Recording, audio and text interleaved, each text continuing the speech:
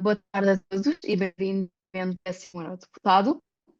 Estamos aqui com o outro deputado do Rio, deputado do Grupo de Aliança Progressista dos Socialistas no Parlamento Europeu, doutorado em Gestão e Informação pela Universidade de Évora, sendo catedrático no Departamento de Gestão da mesma. Ah, a sua grande experiência destacam-se como deputado à Assembleia da Câmara, coordenador da Estratégia de Lisboa do Plano Tecnológico, secretário de Estado de Energia e da Inovação e líder parlamentar do Partido Socialista na Assembleia da República. Em alguns dos seus contributos mais recentes nos debates das sessões plenárias do Parlamento Europeu, destaca a defesa dos direitos humanos, a substituição humanitária na questão dos direitos humanos de medida especial, favor definido para 2023. Dr. Carlos Zorrinho, obrigada por ter aceito o convite. É um connosco e então passava a palavra para nos poder falar um pouco sobre as suas funções e papel no Parlamento Europeu. Muito obrigado, muito boa tarde, muito obrigado pelo convite, muitos parabéns pela iniciativa. Eu estava a ouvir a sua voz de forma um pouco, com alguns intervalos, mas compreendi o que me disse. Espero que a minha voz esteja a chegar bem a quem nos está a escutar. Queria dizer-vos que esta iniciativa é de facto fundamental, porque julgo que há uma subvalorização ou um desconhecimento por uma parte significativa dos cidadãos europeus daquilo que é o papel, o que se faz e a importância do Parlamento Europeu. O Parlamento Europeu, desde logo, é das várias instituições, a única, aquela que representa diretamente cada um dos cidadãos. Na sua diversidade, na sua multiplicidade, somos quase 500 milhões, não é? Nos 27 países da União Europeia. A lista portuguesa, por exemplo, Portugal tem 21 eurodeputados. A lista portuguesa é uma lista nacional. Eu, enfim, não nasci no Alentejo, nasci em Óbidos, as minhas raízes são alentejanas. Eu represento, sou professor catedrático da Universidade de Évora, como referiu, eu represento Portugal, eu não represento o Alentejo, mas é óbvio que eu tenho uma sensibilidade particular, em primeiro lugar, aos valores, aos princípios do partido, do grupo político pelo qual fui eleito, e, por outro lado, à região onde cresci, a região onde tenho maior conhecimento, e, portanto, isso cria aquele mosaico de representação de malha mais fina, de ligação aos territórios, de ligação às pessoas, que é tão importante e que é uma das maiores falhas, digamos, neste momento do projeto europeu. É também difícil, estamos num momento de transição em que as ligações que são criadas são muitas vezes ligações reais, e essas são fundamentais. Também há muitas ligações virtuais, e sabemos como há, é um tema interessante para debatermos, o papel das redes sociais nessa ligação. Mas pronto, o Parlamento Europeu é isso mesmo, é em primeiro lugar o mosaico da diversidade, onde todos estamos representados por alguém que ou pensa como nós, ou é da nossa região, ou conhece melhor aquilo que nós conhecemos, e portanto isso é muito importante nessa malha fina. Somos 706 a fazer esse papel, seremos 721 no próximo Parlamento, porque houve um aumento do número de eurodeputados para compensar alguns países que entretanto foram tendo mais população. Portugal manteve os 21. Por outro lado, as pessoas muitas vezes pensam que ao votar nas eleições para o Parlamento Europeu vão eleger 21 representantes, homens, mulheres, enfim, jovens, mais velhos, mais experientes, mas que depois farão umas viagens e que no fundo, enfim, acompanharão relatórios, etc. Mas é muito mais do que isso, porque quando se vota para o Parlamento Europeu, quando se elegem esses 21 eurodeputados, nós estamos também a criar uma base parlamentar, é como está agora a acontecer em Portugal, não é? Uma base parlamentar, e é a partir dessa base parlamentar que sai também, não apenas ao Conselho, que também tem um papel importante, mas é sobretudo o Conselho, onde se reúnem os vários ministros, não é? E depois há os conselhos mais especializados, mas é a partir do Parlamento Europeu que se cria a base de onde vai sair o governo da Europa. O governo da Europa, entre aspas, é a Comissão Europeia. Portanto, o Primeiro-Ministro da Europa será o ou a Presidente da Comissão Europeia. Sabemos, aliás, que já há dois candidatos, talvez até mais do que dois. Enfim, eu neste momento lembro-me de dois conhecidos. A senhora Ursula von der Leyen será a candidata à Primeira-Ministra da Europa, estou a dizer isto entre aspas, pelo grupo PPE. O o atual comissário luxemburguês Nicola Schmidt é o candidato pelo grupo S&D, enfim, haverá outras candidaturas, mas os próprios comissários depois vão para as várias áreas para serem aprovados, têm que passar no Parlamento Europeu. No último mandato, por exemplo, recusaram 2 ou 3 comissários, que tiveram que ser depois substituídos, e portanto esse é logo, desde logo um papel muito importante. Portanto, as pessoas estão a votar, não é indiferente para a criação da comissão, de quem é que vai ficar com que pasta, quais são as prioridades. Aliás, não só não é indiferente, como é absolutamente determinante para os 5 anos que vão acontecer a seguir, independentemente de quem for a pessoa que for eleita, não independentemente do partido que for eleito, não é evidente. Por outro lado, o Parlamento Europeu tem também um papel como legislador, portanto não há, hoje os números dizem que 70% da legislação que todos os dias temos que respeitar nacional tem origem europeia, e portanto e nada se faz, digamos, a partir da legislação europeia que não resulte de um consenso ou de um trílogo, de um diálogo em que a Comissão Europeia é uma espécie de assessor técnico, mas quem tem que estar a acordo no fim é o Parlamento Europeu e o Conselho Europeu. Todos, eu já fui relator, daqui a pouco podemos conversar um pouco sobre isso, mas fui relator do Parlamento Europeu em imensas coisas que no fim depois temos muitas reuniões com o Conselho, às vezes são conhecidas as noites e os trílogos que acabam às 6 da manhã, 7 da manhã, que demoram 20 horas, mas só no fim, com o acordo do Parlamento, é que qualquer legislação pode ser aprovada, seja simples, seja complexa, não se faz sem o Parlamento. Por outro lado, todos sabemos, ou normalmente sabemos, que na União Europeia quem tem a iniciativa legislativa é a Comissão Europeia. Não tem a decisão, mas tem a iniciativa. Portanto, quem propõe uma determinada legislação é a Comissão. Quem aprova é o Conselho e é o Parlamento.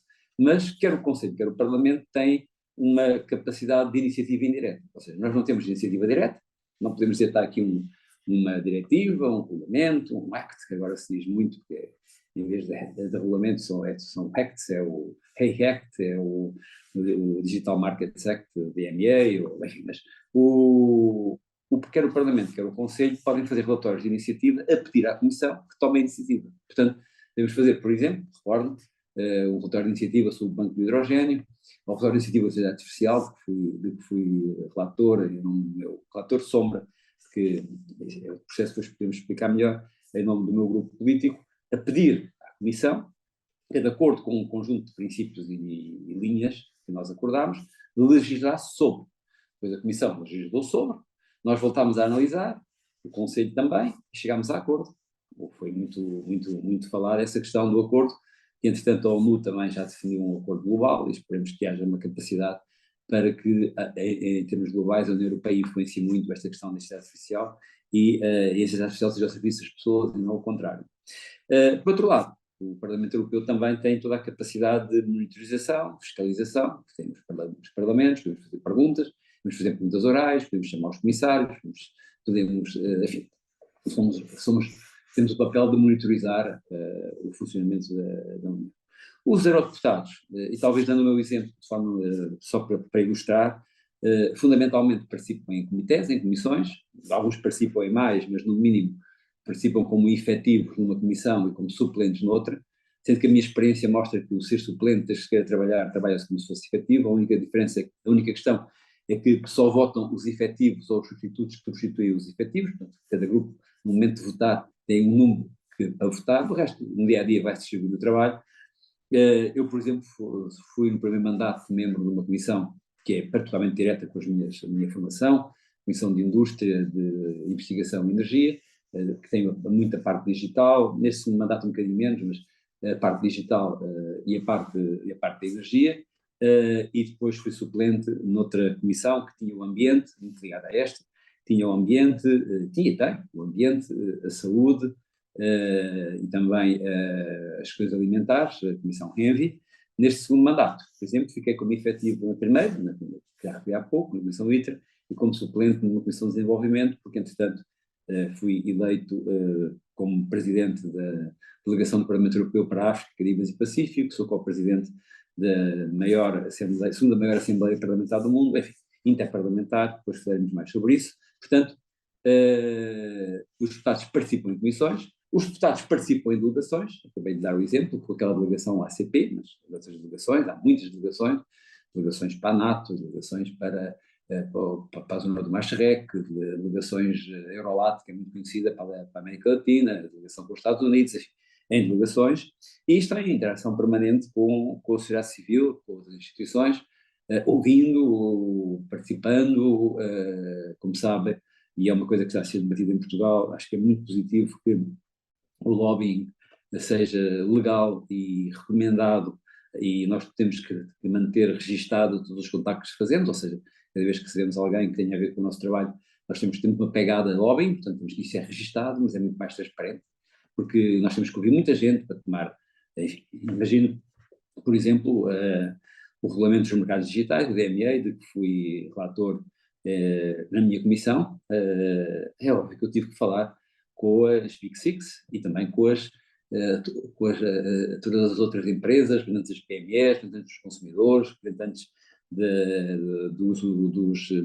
daqueles que desenvolvem produtos e, portanto, são toda a cadeia de valores, desenvolvem produtos para as grandes plataformas e, claro que está tudo registado, mas se eu não ouvisse essas pessoas todas, eu não tinha capacidade de perceber qual era, enfim, qual era a síntese que podia funcionar num tema como esse, tão complexo como é o regulamento dos mercados digitais, em que a Europa quer ter alguma liderança à escala global e, aliás, já está em aplicação, já há multas muito pesadas a serem aplicadas e há muita gente a seguir o modelo europeu que é muito focado nas pessoas e na privacidade dos Estados, enfim, um tema que podemos falar mais a seguir. E, portanto, para não ocupar mais do que os meus 10 minutos, podia só pedir-vos One Minute for Europe, vocês pediram One Hour for Europe, eu dei essa One Hour for Europe com muito gosto.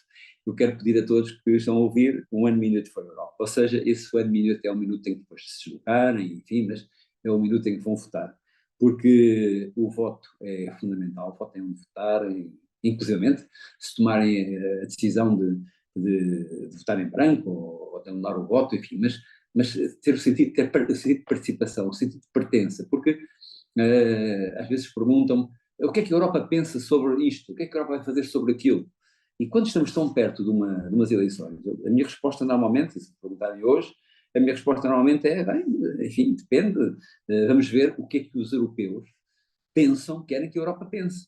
O que é que os europeus querem que a Europa pense? E é terrível se nós no dia 9 de junho concluirmos que 50% dos europeus, ou mais de 50% dos europeus, não pensarem nada sobre a Europa. Ou então, já estou aqui a tomar a minha posição, vocês sabem qual é o grupo político que eu faço parte e que sou profundamente pró-europeísta, que um número muito grande uma grande parte dos europeus não pensa nada sobre a Europa, e aqueles que pensam sobre a Europa, uma parte pensa que a Europa é para acabar. Portanto, que a Europa é mesmo para votar em partidos anti-europeístas que querem acabar com a Europa. Mas é isso que a Europa quer, é uma democracia, é isso que temos que funcionar. Agora, eu peço o One Minute for Europe no momento e portanto que todos votem e espero ajudar no tempo que resta a convencer-vos a votar e depois de votar também, saberem por que razão é que vocês imaginam que eu vou votar no grupo em que vou. Muito obrigado.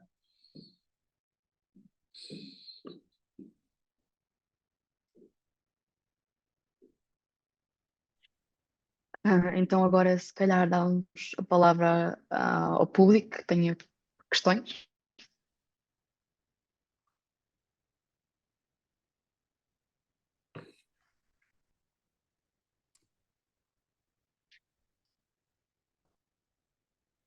Eu vou ver aqui, deixa-me lá só pôr aqui de uma forma diferente, estou a ver as pessoas agora, de maneira diferente. Uhum. Não há ninguém que faça a primeira pergunta? Estou aqui a ver várias pessoas, o João, o Alexandre, o Pedro, a Maria, o Bernardo, o Diogo, o Olá, boa Fausto. tarde. Olá, João, diz. Boa tarde. Ouve-me bem? Não está a ouvir Estou a com... ouvir bem, estou a Olá. ouvir, estou, João. Antes de mais, muito obrigado por ter aceito o nosso convite e por ter a disponibilidade de vir aqui falar um pouco connosco. A minha primeira pergunta é um pouco simples e é: considera haver alguma formação académica que se adeque mais ao desempenho das funções de eurodeputado? Se sim, qual?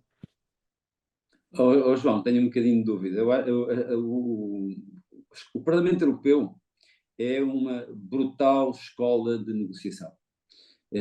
Ou seja, enfim, as pessoas não imaginam o que é, por exemplo, ser um relatório, e não quero estar sempre a falar dos mesmos. Fui também relator, por exemplo, numa área mais ligada à energia, ao Fit for 55, ao Green Deal. Fui relator do CBAM, que é o Carbon Border Adjustment Mechanism, mecanismo de ajustamento de fronteiras para que não haja dumping ecológico, por exemplo. Um relatório, peço desculpa, como o CBAM, tem pelo menos, só no Parlamento Europeu, nunca tem menos de 1.500 emendas. Ou seja, os vários deputados, os vários grupos propõem 1.500 emendas. No momento seguinte, nós temos que trabalhar para transformar essas 1.500 emendas, não sei que haja um caos completo, em 50 compromissos. Esses 50 compromissos podem ser assinados, raramente são por grupos todos, mas temos para cada compromisso. Eu sou S&D, sou relator S&D. Se eu quiser que um compromisso tenha alguma hipótese para ser aprovado, tenho pelo menos que ter comigo, sei lá, o Renew e o PPS, se tiver o Renew e o PPE, portanto, os conservadores e os liberais está aprovado, mas em algumas áreas, mas da energia é muito importante ter os verdes. Para ter os verdes, muitas vezes só consigo ter metade de alguns deputados do PPE, portanto, temos conseguido compromissos, depois podem, às vezes, há compromissos alternativos, e, portanto, são horas e horas de trabalho técnico, de audição dos parceiros, e, portanto, eu acho que é preciso ajuda ter uma formação forte na área em que se quer trabalhar mais. No meu caso, ajudou-me o facto de ser professor catedrático e ter a minha formação na área da gestão de informação, portanto, nos dossiês digitais isso ajuda, eu não seja tecnológico, sou mais conceptual, mas isso ajuda. Na área de energia ajuda muito o facto de ter sido secretário de energia em Portugal, por exemplo, mas com uma boa equipa de assistentes, com uma boa capacidade negocial, com uma boa visão do mundo, o que é sobretudo necessário, enfim, não é necessário ser um grande especialista em direito comunitário, que esse era a pergunta que eu queria fazer. Acho que não é provavelmente necessário ser especialista em direito comunitário. Nós aprendemos muito rapidamente. É preciso ser especialista em empatia, em relações humanas e em saberes o que queres e seres muito determinado naquilo que queres, percebendo que no fim tens de construir um compromisso, porque no Parlamento Europeu, e cada vez está mais fragmentado, e para ver se o próximo seja ainda mais fragmentado, tu no fim tens de conseguir, não aquilo que era o teu ideal, mas o melhor que consegues para poder ser aprovado. Porque a alternativa, vês a tua proposta chumbada, aquele relatório que eu te dei o exemplo, o Carbon Border Adjustment Mechanism, a proposta da minha comissão de Indústria, Energia e Investigação era uma proposta mais equilibrada, sobretudo muito em que as metas e tudo tem a ver também com os incentivos, com as licenças de emissão que são dadas a algumas indústrias, não é? E que agora vão ser retiradas em contraponto de se taxar quem quer exportar para a Europa e não cumpre as regras.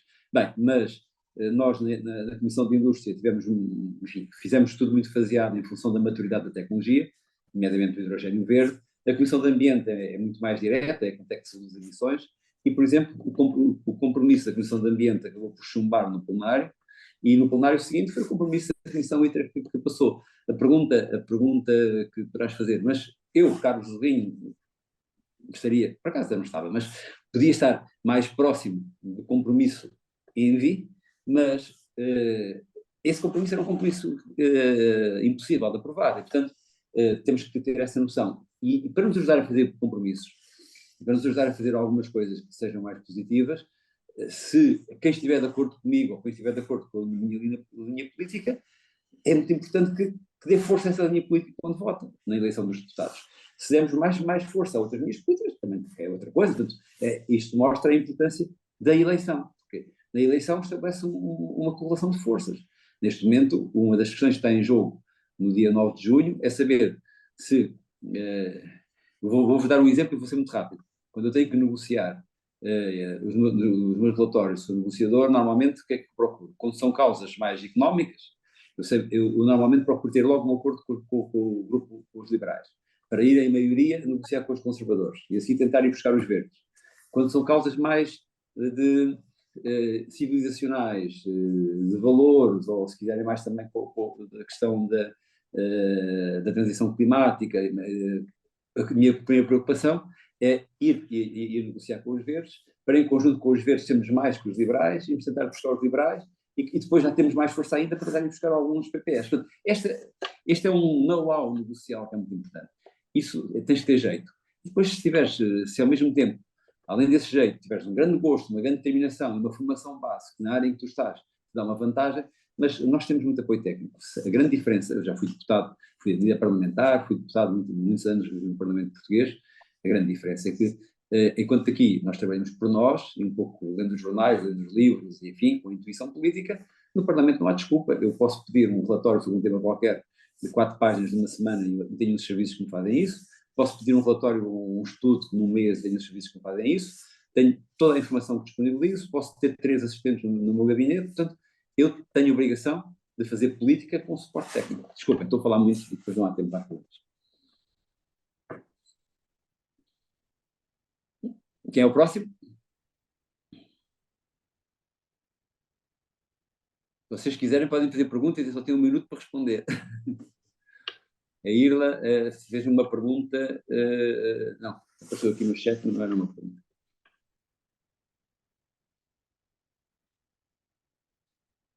Lara, faz-te uma pergunta?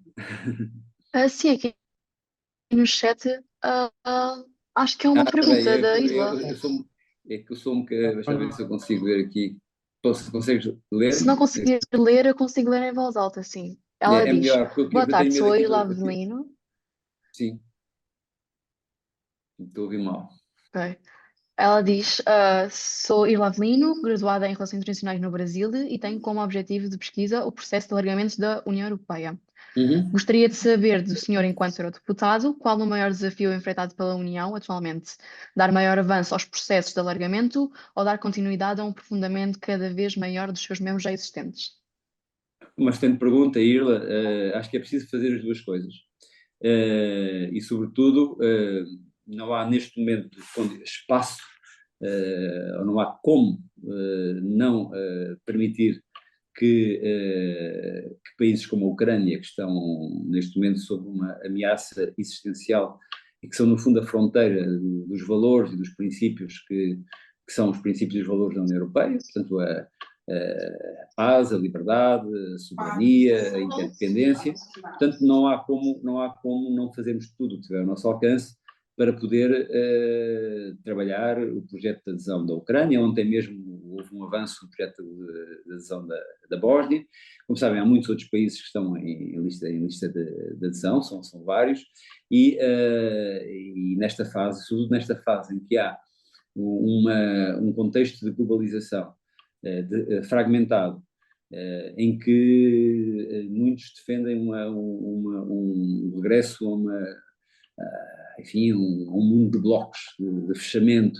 A União Europeia é uma potência multilateral, quando nós criámos-nos e desenvolvemos e garantimos a paz e a liberdade através da interdependência, depois das guerras brutais do século XX, nós definimos que é a interdependência, é multilateralismo, que faz com que eu não esteja interessado em atacar a Espanha, porque Espanha também, se Espanha tiver um problema, eu também pago por ele, e Espanha deixou de estar tão interessada em, como no passado sempre andámos à pancada uns com os outros, como sabem, deixou de atacar Portugal, porque nós somos parceiros, somos parte do mesmo tecido, da mesma cadeia de criação de valor político, de soft power à escala global, e portanto nós não temos como, e ainda bem, como não trabalhar, e não é nada fácil, como imaginam, como não trabalhar e não permitir a adesão.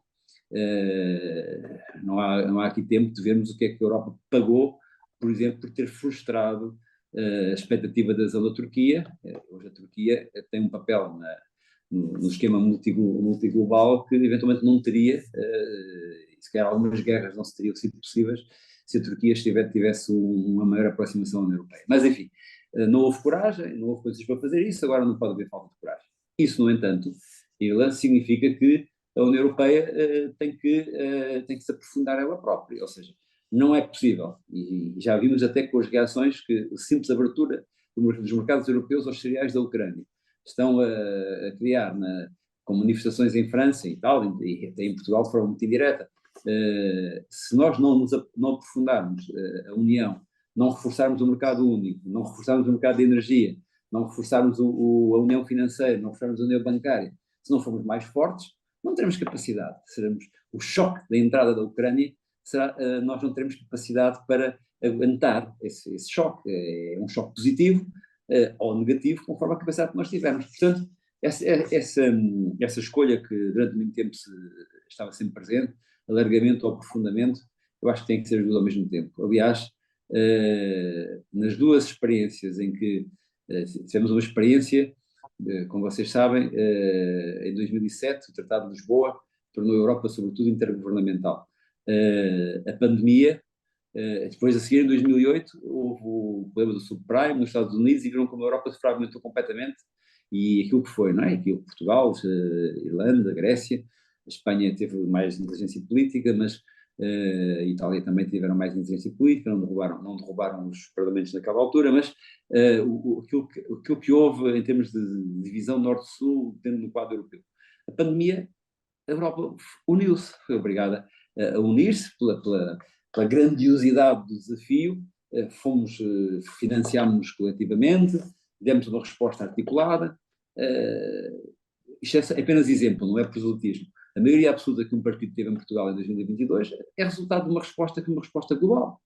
E, se calhar, os resultados eleitorais em Portugal, aqui há uma semana e meia, é o resultado de não ter sido possível essa mesma resposta, dessa maneira, ao fluxo inflacionista provocado pela ajuda que tivemos que fazer à Ucrânia.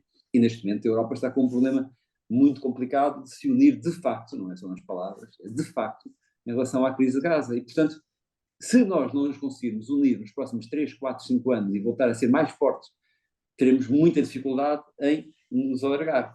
Mas as duas coisas são necessárias e são, digamos, as duas faces da moeda. Qual é a sua posição sobre a gestão da imigração proveniente de países de maioria muçulmana e como acredita que a Europa pode lidar com questões como refugiados e requerentes de asilo? Pois, Rita, essa é uma questão muito, muito, muito importante. É uma das questões mais difíceis, aliás, as duas questões que vocês colocaram, as três, a primeira mais genérica, mais de processo, são questões-chave no contexto da União Europeia. Sobretudo porque quando nós falamos de migrações, falamos de pessoas. E quando falamos de pessoas, é óbvio e é normal, a política está cada vez mais baseada em percepções da realidade e não na realidade. E isso não é mau, não é bom, é a realidade. É a realidade que se baseia nas percepções, temos que ter isso em conta.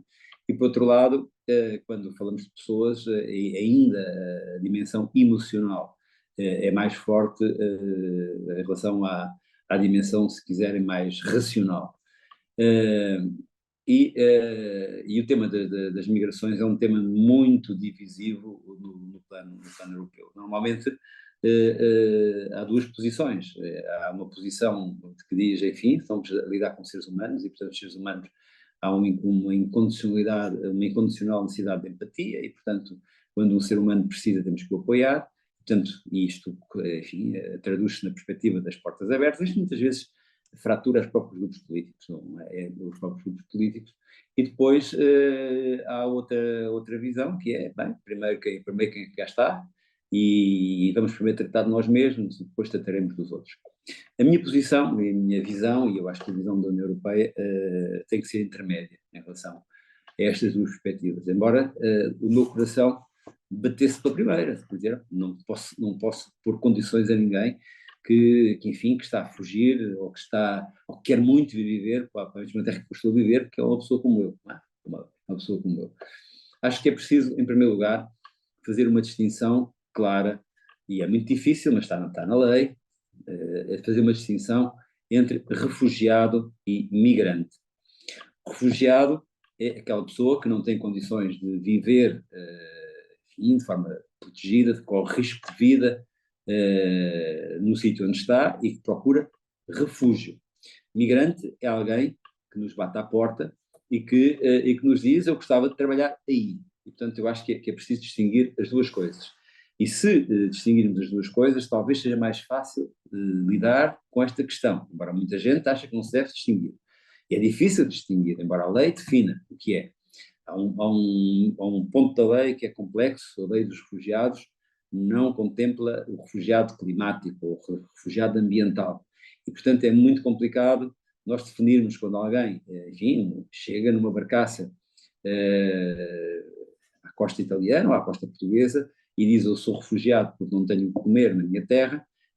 Isso não cabe na lei do refugiado, mas a pessoa de facto não tem o que comer na sua terra. essa é uma parte mais complicada. Portanto, o que eu acho é que, na questão das migrações, nós vivemos com muita desconfiança, e há muita gente a fomentar a desconfiança, e com muita desinformação. E a única capacidade que temos é aumentar a confiança e aumentar a informação. Isso implica que, por um lado, nós, em relação aos refugiados, sejamos rápidos na recepção, na concessão de asilo, periódico, na gestão, no apoio, mas ao mesmo tempo também trabalhamos muito para termos políticas que diminuam a origem dos refugiados. Se nós apoiarmos, por exemplo, a Grande Barreira Verde no Sahel, provavelmente haverá menos refugiados.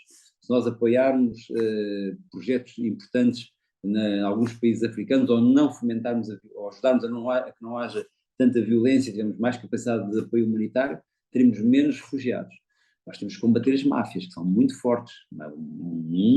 Há muitos fluxos em que as famílias africanas, eu estou a falar da África, que é a maior fonte, mas também há a Síria, também há a Líbia, também há outras fontes, como vocês imaginam, mas estou a falar mais da África subsaariana, que é mais, que às vezes, enfim, é mais mediática, mas também temos que ter essa capacidade, e por isso quando às vezes eu digo, ou defendo, que as fronteiras devem ser fronteiras porosas, no sentido em que não podem ser bloqueios, não podem ser muros, mas tem que criar confiança, tem que fazer uma boa triagem. Há muita gente que diz, mas isso não, as fronteiras têm que ser, não pode haver fronteira, não, tem que haver fronteiras fortes. Fortes não é aquelas que não deixam passar, fortes é aquelas que distinguem quem vem, porque é que vem, para tentarmos evitar que haja, que se manipulem as migrações para destruir, digamos, a confiança, e há muita gente que dá a fazer isso, e a criar percepções, a destruir a confiança nos migrantes. É uma questão diferente dos refugiados. A Europa precisa muito de muita gente. Nós temos um problema demográfico, Portugal também. Tem um problema demográfico muito grande. A chave, eu já fui do tempo, há 20 e poucos anos, fui secretário de Estado adjunto da Administração Interna. Na altura havia uma comissão interministerial que definia no início de cada ano, uma coisa que hoje não defendo, não é? Mas vou-vos dizer o que é que eu defendo, mas definia uma espécie de cotas para o país. Nós precisávamos de no ano seguinte 5 mil pedreiros, 8 mil pessoas para trabalhar na restauração, 10 mil para outra coisa qualquer. O caminho acho que não pode ser esse, é um caminho demasiado, se quiserem, oportunista, ou exploratório, ou extrativo em relação aos migrantes, mas temos que ter em conta a capacidade de inserção e de inclusão. Eu, por exemplo, sou a favor que se uma empresa no meu Alentejo, precisa de mão de obra vinda de onde quer que seja, e aí a questão de ser muçulmano ou não, acho que é outra dimensão, e é outra discussão, e não devemos, e isso é muito usado para criar outro tipo de divisões que acho que são de segundo nível. Se uma empresa quer, precisa de 800, 900, 1000 migrantes para trabalhar essa empresa, deve ter um projeto integrado com a própria Câmara Municipal, com terrenos, eu sei que isso é difícil, mas construindo habitação digna, para que durante o tempo em que esses imigrantes estiverem, se eles forem temporários, terem habitação digna, terem contratos dignos, terem registros dignos, saúde, apoio, tudo isso ser correto, transparente e humano, por um lado, porque é bom para eles, em segundo lugar, porque também é bom para as pessoas que cá estão, que não podem sofrer competição de quem, imaginem, um condutor de táxi em Lisboa, um condutor de Uber em Lisboa, que tem uma casa e tem uma família e tem 2 filhos, depois compete como condutor de Uber, com o condutor de táxi, que para mal dele e do seu bem-estar, mas vive em conjunto com mais de 15 pessoas num apartamento. Portanto, o que vive com 15 pessoas num apartamento, além de viver muito pior, é sujeito a receber muito menos e cria um espaço de trabalho ou outro. E isso cria as divisões e os problemas que nós sabemos. É um tema muito complexo. Boa pergunta.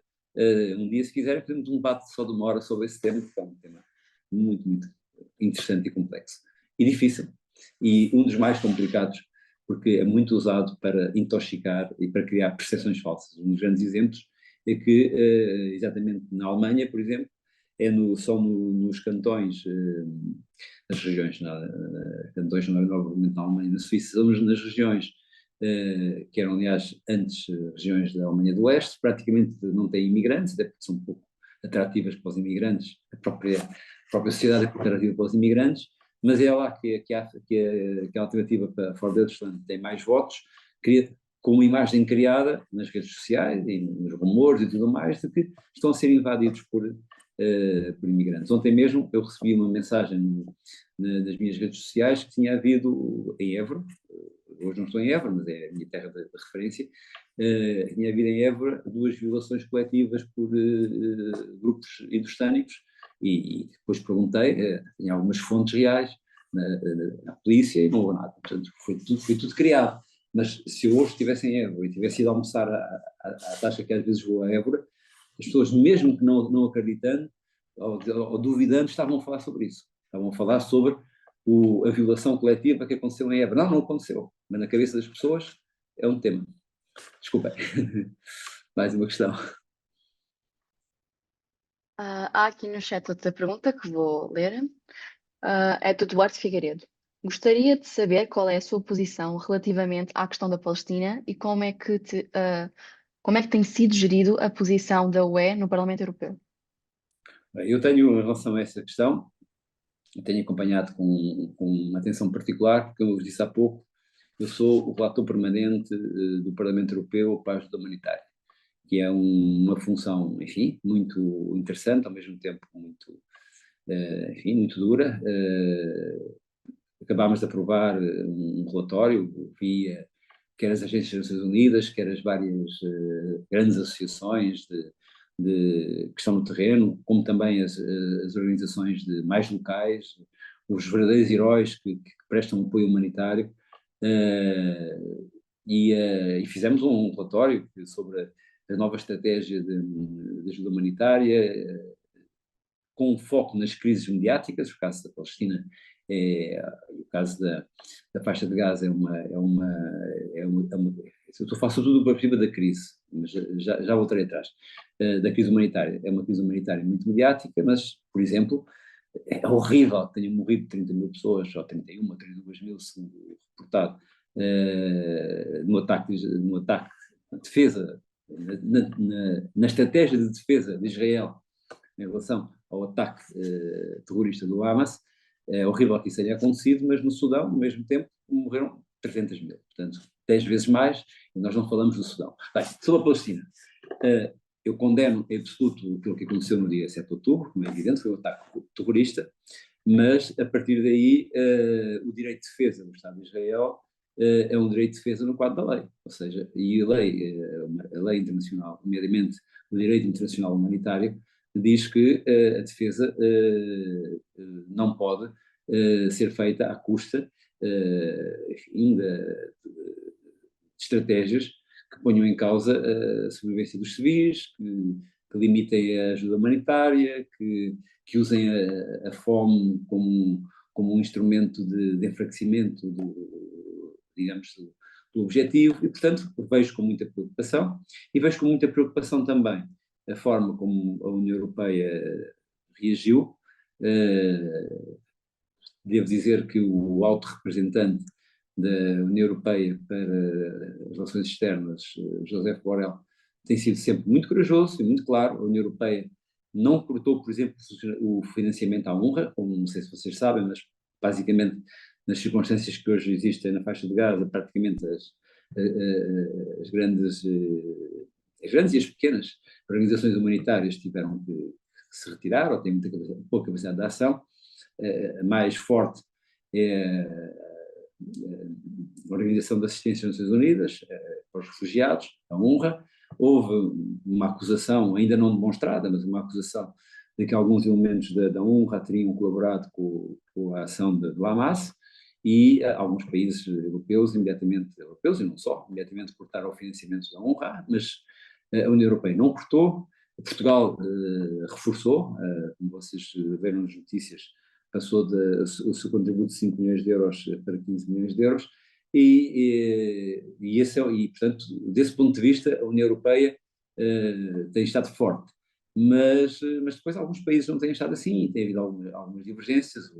Um outro comissário, que é um comissário também com o comissário Lenarčič, que é o comissário das crises, tem estado completamente alinhado, mas o comissário húngaro não tem tido o mesmo tipo de alinhamento. De qualquer maneira, essa é outra das questões que se vai decidir no dia 9 de junho. Ou seja, no dia 9 de junho, deixem-me sempre voltar ao princípio, nós vamos fazer um reset da União Europeia. Neste momento, a União Europeia, e sobretudo depois enfim, da questão da Ucrânia, da invasão da Ucrânia, enfim, a questão da Ucrânia é terrível, não é?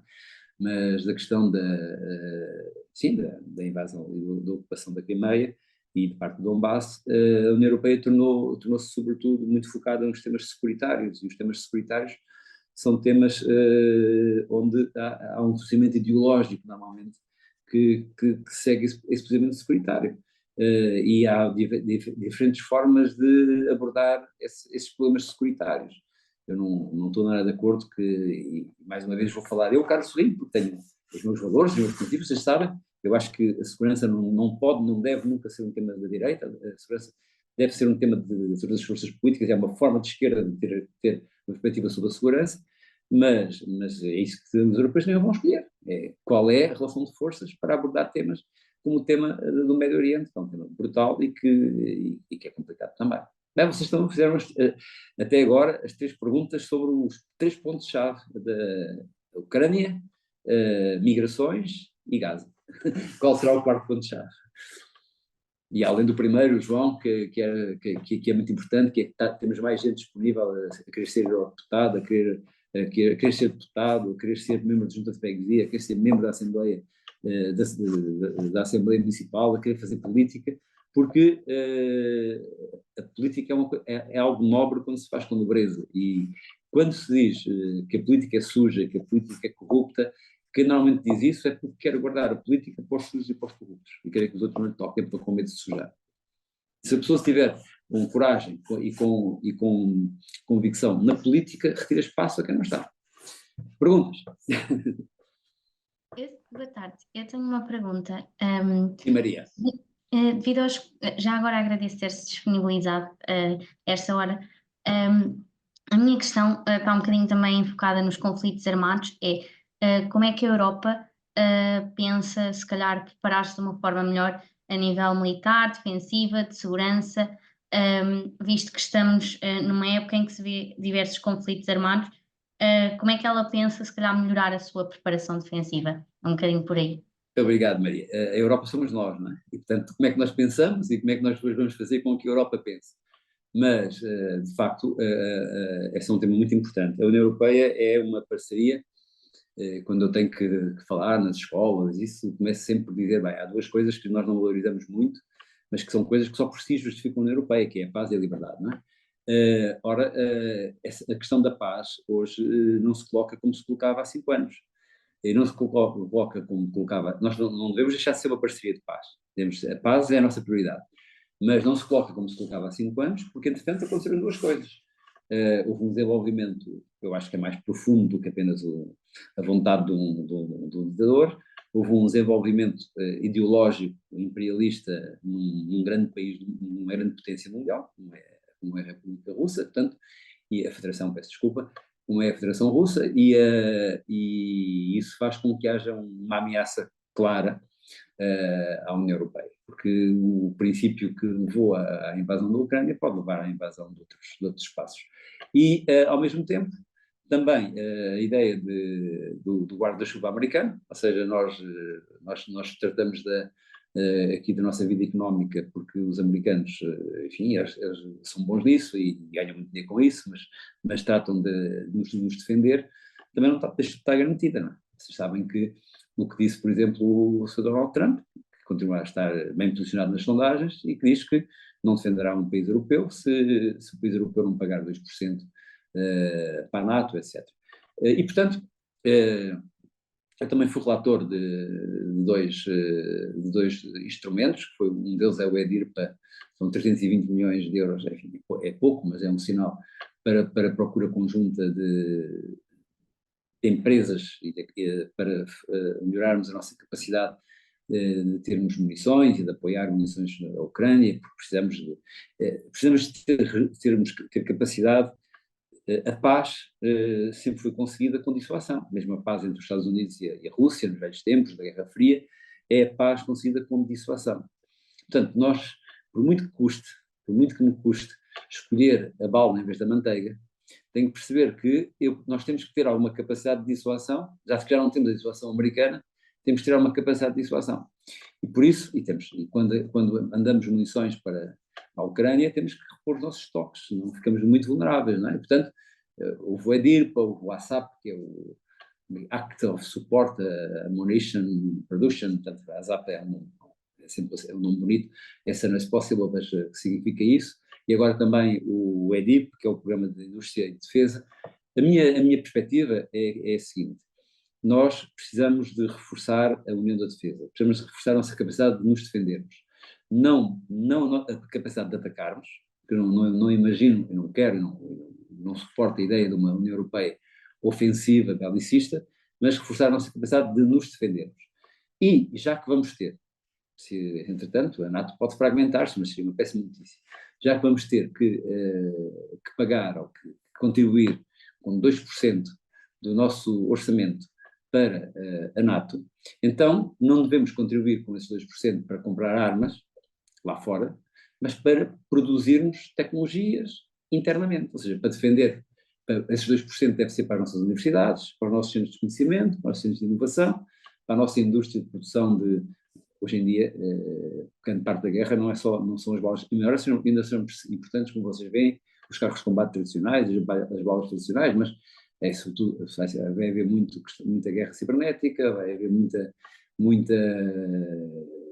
desenvolvimento de guerra por satélite, de comunicações, de drones e de muita inovação, que depois também, como vocês sabem, a inovação que se consegue ao nível das indústrias de defesa, normalmente depois também, foi aí que nasceu a internet, não é? Depois também passa para a sociedade. E, portanto, a minha perspectiva, Maria, é que não podemos olhar para o lado, não podemos continuar a dizer que somos pacifistas, porque podemos ter uma surpresa, vamos ter que gastar dinheiro para sermos capacidade dissuasora, então gastemos dinheiro pelo menos a sermos nós, a termos a cadeia de valor e a termos autonomia estratégica a esse nível. E obrigado pela pergunta. Mas, se tu te perguntas, tu davam para uma hora. Muito obrigada. Eu tenho uma pergunta, é mais nacional. Sim, Bernardo, força. É mais nacional e está relacionada com o seu currículo no Parlamento Nacional, que é, sabendo que há uma grande fatia da legislação nacional que depende da União Europeia, como é que um líder parlamentar lida com essa situação nos trabalhos parlamentares? É essa a minha questão. Bem, de facto, como sabe, em primeiro lugar, a legislação cada vez menos. Para sermos verdadeiros, Bernardo, no meu tempo que eu fui da parlamentar, já foi o tempo passa muito rápido, há 10 anos pelo menos, 2011, 2014, ainda havia muito a lógica da diretiva. A diretiva é depois transposta, como vocês sabem, passaram a saber, as diretivas são transpostas e quando elas são transpostas os governos fazem alterações, adaptam e depois muitas vezes têm que levar ao Parlamento, o Parlamento aprova e portanto o Parlamento é mais envolvido. Hoje em dia há muito mais legislação, porque é mais rápida, que é feita por acto, por regulamento. O regulamento é um regulamento que pode ser obrigatório ou não é obrigatório, mas o regulamento, uma vez aprovado, está em execução. E, portanto, como o Bernardo dizia muito bem, então, se eu, Carlos, disse que 70% da legislação tem origem europeia, então isso significa que só 30% é que tem origem nacional e, portanto, o Parlamento Europeu só trata de 30%. Bem, não é bem assim porque por exemplo, os programas de coesão, o PRR, o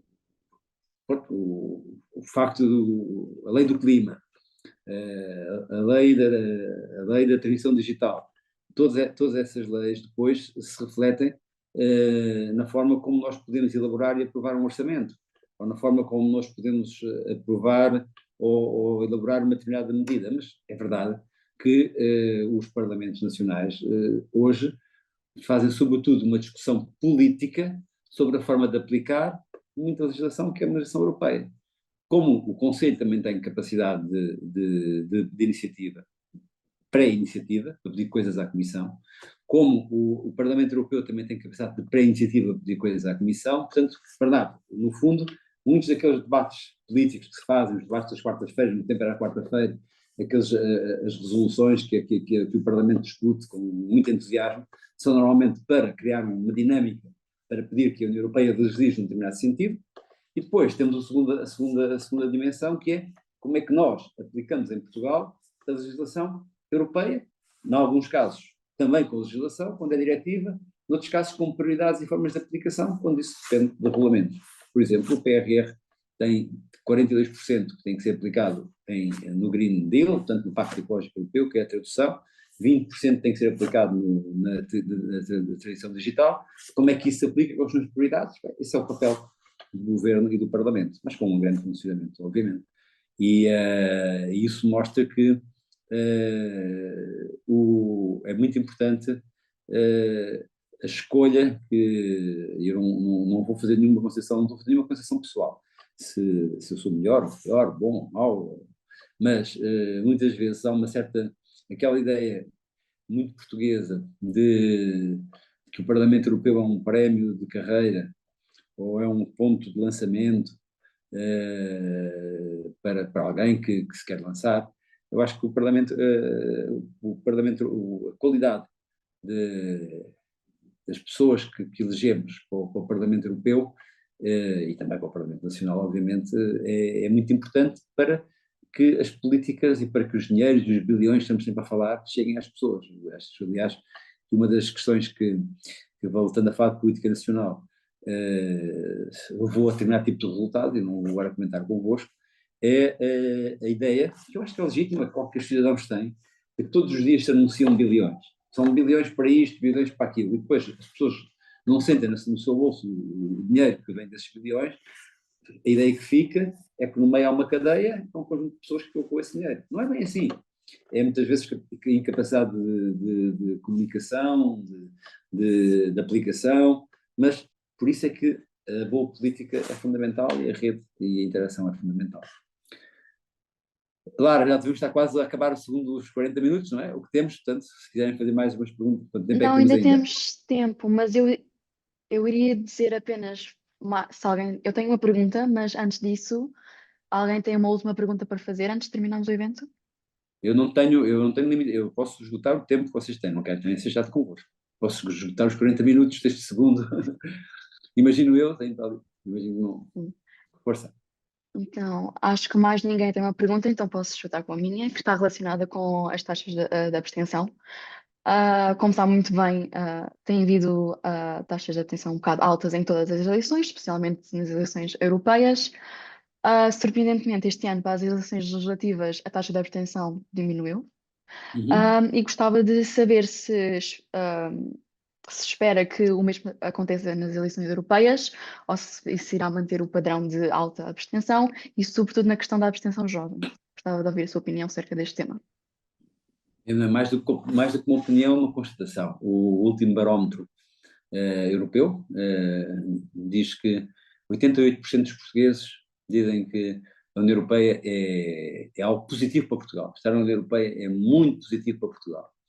E nos jovens da vossa idade, aquilo que eu vejo por aqui, talvez um ou outro um bocadinho mais velho, entre os 16 e os 18 e os 24 anos, aqueles que vão votar pela primeira vez, já vão votar pela segunda, entre os 18 e os 24 anos são 95% aqueles que dizem que Portugal estar na União Europeia é bom para as suas vidas, Portugal estar na União Europeia é bom para Portugal e que é muito positivo estar na União Europeia. E depois há uma terceira pergunta, há mais, não é? Mas há uma terceira pergunta no Eurobarómetro, que diz assim, então, ok, e se as eleições fossem no próximo fim de semana, ia votar? E só 57% é que diziam que iam. Portanto, isto significa que as pessoas acham que é muito importante estar na União Europeia, que a União Europeia é muito boa para Portugal, mas que elas não contam. Ou seja, que elas irem votar ou não irem votar, não conta, porque isso é aquilo que os deputados de Bruxelas decidem. E o que eu tentei nesta hora, não sei se consegui ou não, foi tentar mostrar que aqueles tipos de Bruxelas ficam muito condicionados, positivo ou negativamente, para aquilo que for o resultado no dia 9 de junho em Portugal, entre 6 e 9 de junho, porque quando se quer aprovar, sei lá, um conjunto de medidas humanitárias e, por exemplo, eu, com os meus, normalmente quando há um relator, eu sou relator de um grupo político, há depois um relator sombra por cada um dos grupos políticos, portanto cria-se uma equipa com um relator e vários relatores sombra, com as suas equipas técnicas, a Comissão apoia-nos, e depois temos que negociar com o Conselho.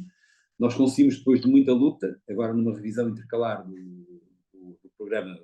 do programa, é o MFF, como é que isso se diz em português? É o quadro financeiro plurianual 2021-2027, qual é que se diz em português? Que entretanto tem uma revisão intercalar, nós temos que pôr dinheiro para a ajuda humanitária, porque há tanta gente a morrer de fome, porque há tanta gente com tantos problemas, e conseguimos aumentar em 2,5 bilhões, 2.500 milhões de euros, é muito pouco, mas foi importante pelo menos, e deu muito jeito ter apoio de determinado tipo de pessoas que têm uma determinada visão sobre as relações humanitárias e sobre o que é preciso fazer, e como isso é importante para a Europa, apoiar humanitariamente as populações, não apenas no plano humanista, mas também no plano geopolítico e geoestratégico. E como me deu jeito, as pessoas que no dia, acho que foi 26 de maio de 2019, elegeram deputados que me permitiram ter uma maioria para conseguir isso.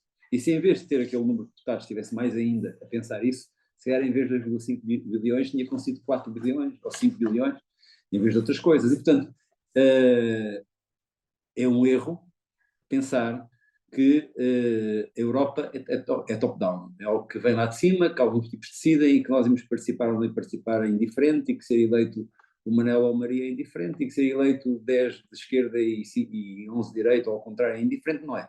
Não é. A Europa nós reconstruímos, nós fazemos um reset em cada 5 anos, e depois o resultado é o resultado que nós escolhemos.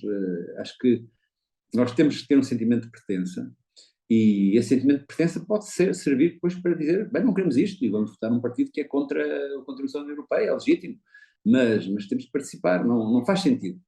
Não faz sentido dizermos 95%, e agora falando diretamente para aqueles que têm idade para ser meus filhos, não é? Os meus filhos são mais velhos que vocês. Não faz sentido dizer 95%, sim, temos muito orgulho de estar na União Europeia. Sim, a União Europeia é boa para Portugal. Sim, a União Europeia é boa para a minha geração. Sim, eu não vou votar. Obrigado a todos, foi um gosto. E estou sempre disponível, se quiser, Lara, partilhar o meu mail é público. Tenho muito gosto em falar convosco. Se quiserem ter algum feedback, ou se quiserem, para não ter tido neste momento aqui a vontade de me criticar ou de dizer que você está errado por isto ou por aquilo, tudo o que pudermos interagir é muito positivo. Para mim será, e espero que seja para vocês também. Bom resto de sábado. Obrigado. Parabéns ao Muito obrigada Manuel por ter estado aqui. Obrigado. Tchau. Muito obrigada. Obrigado. And 1 minute for Europe, não se esqueça. 1 minute to vote. Tchau. Exato.